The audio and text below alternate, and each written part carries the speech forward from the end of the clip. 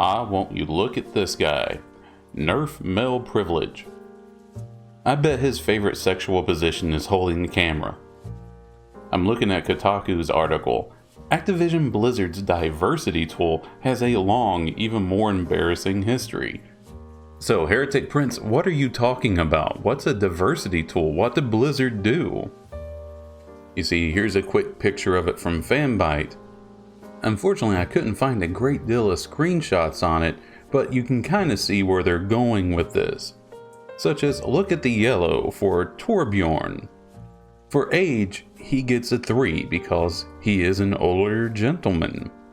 However, look at culture, big fat 0. Sexual orientation, he has kids with a wife, a big fat 0. Gender identity, he's a man, a big fat 0. Yes, that's right, ladies and gentlemen. If straight white men disappeared from the planet, nothing of value would be lost.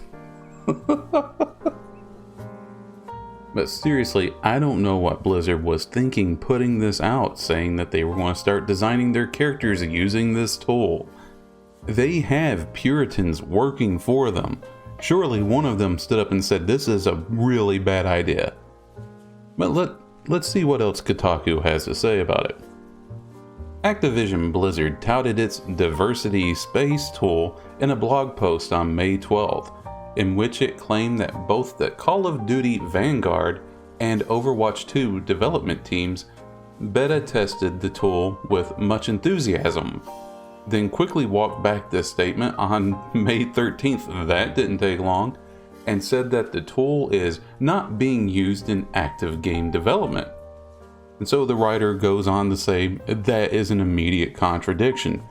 One day they say that they are actively using it, and then the next day they are not actively using it. Okay, now get this. Okay, the awkward GDC footage shows a visibly nervous speaker describing the diversity tool's results when applied to Super Mario characters. Why are you doing this to characters that don't belong to your brand? If I were Nintendo, I'd be a little pissed. Who's she determined to not be diverse based on their apparent straightness? And then the writer puts in here, I don't know, doesn't Princess Peach seem to be a little bisexual? How?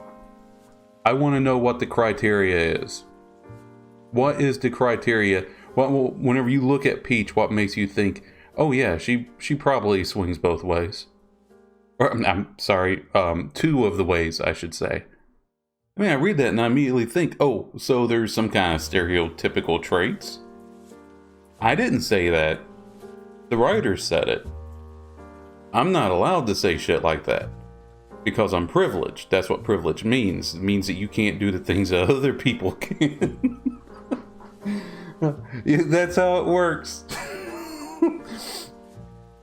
I'm sorry, but I started to read this and I was like, this is just such a grand example of what a clown world we live in.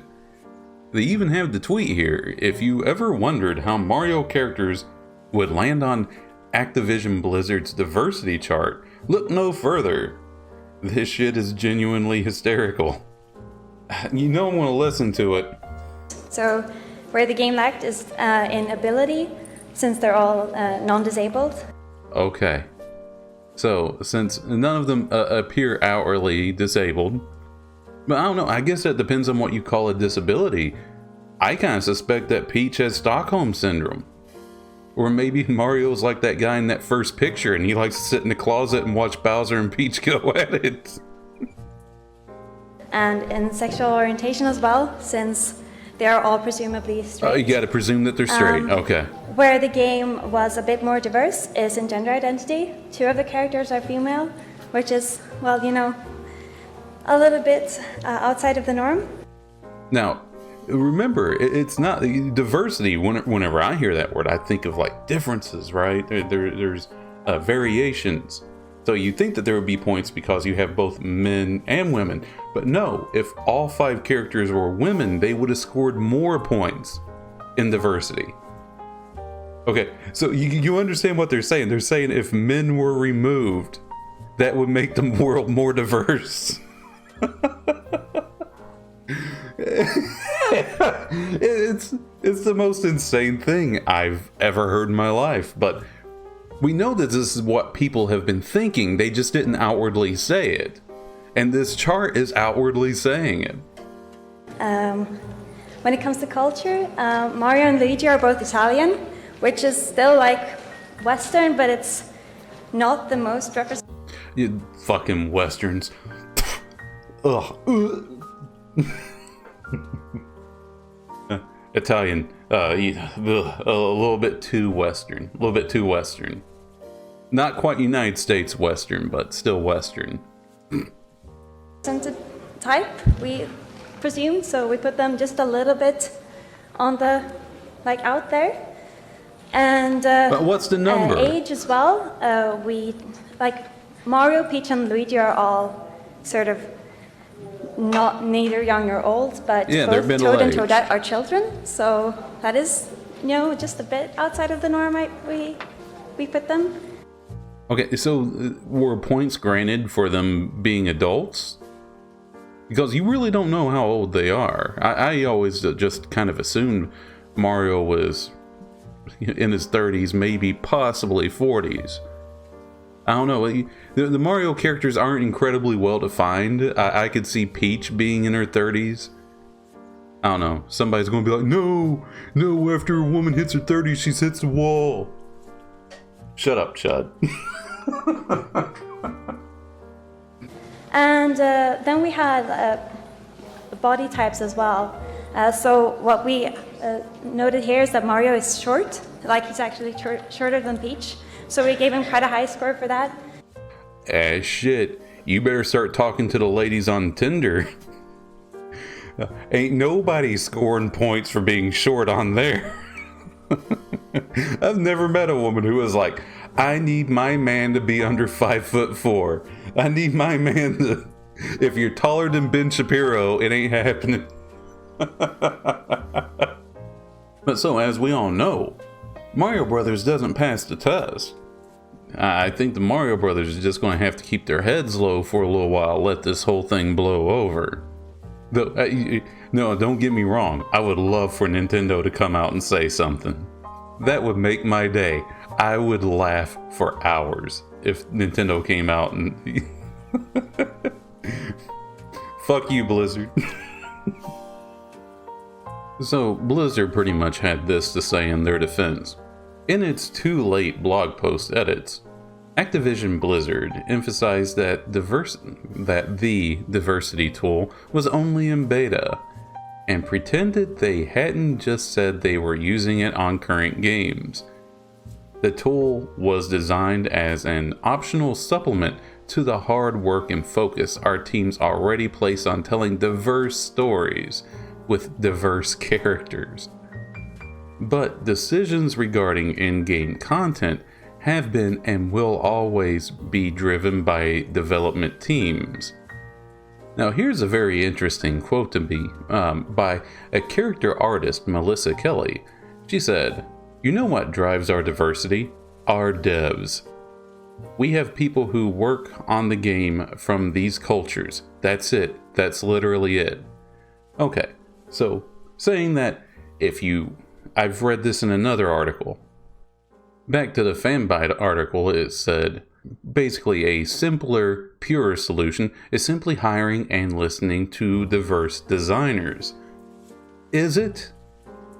Unfortunately, that's been failing so far, because even diverse characters added, or quote-unquote diverse characters added to Overwatch were met with scorn.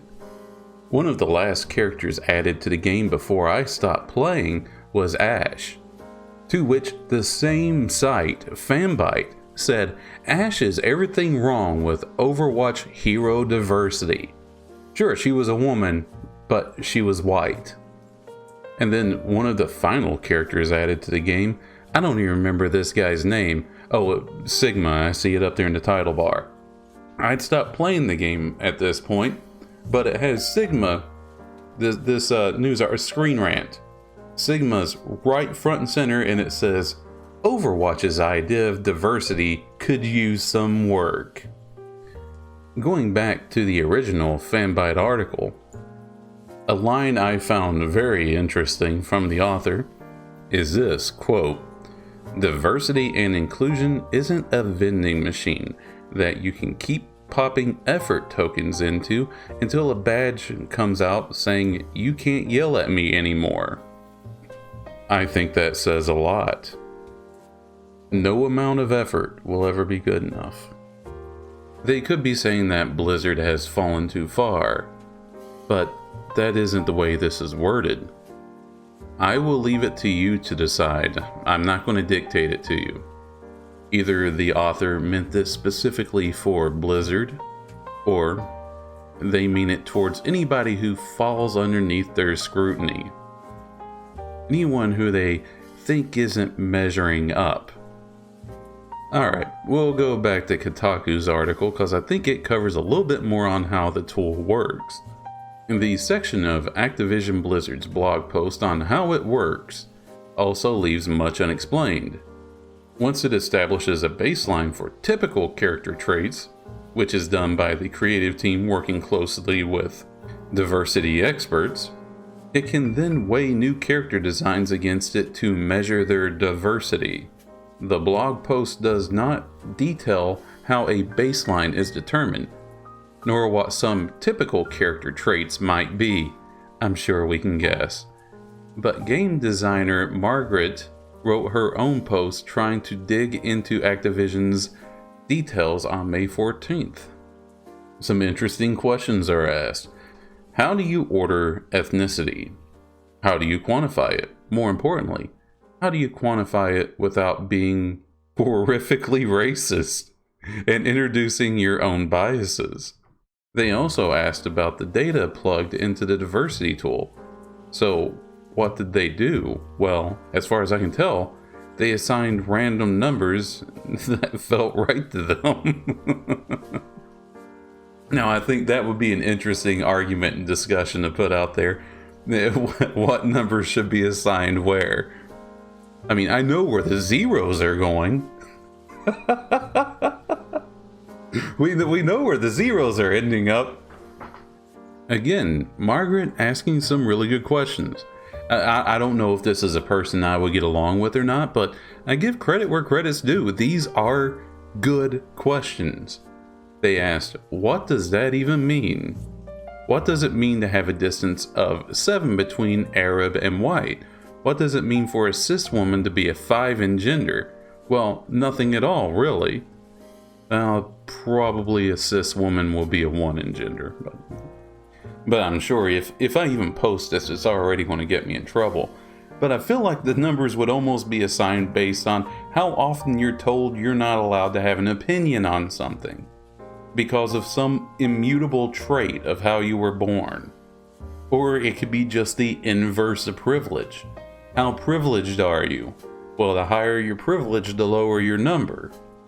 So I think that would be a question. It just occurred to me. This is a question people have been asking for 5 to 10 years. How are you determining the value of somebody's privilege? How are you quantifying privilege? That's the question I want to have asked. If somebody were to draw up a diagram for that, would they catch any backlash? Okay, so I've made my jokes.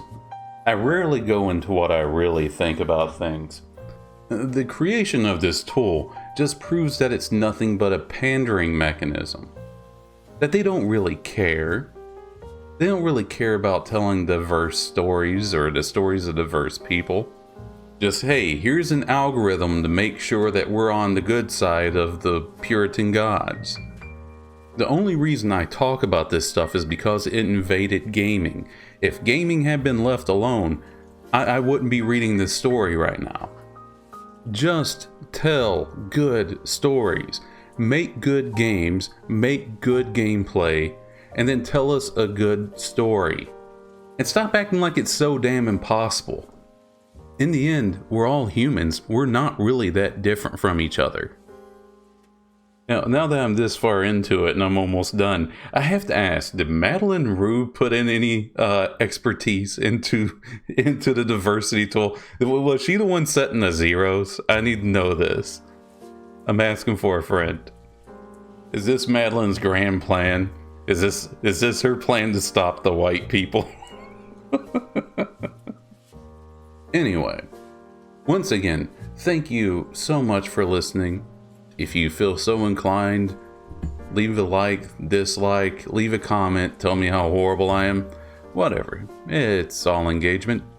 As always, don't let standing up by yourself stop you from standing up for yourself. You have a great day.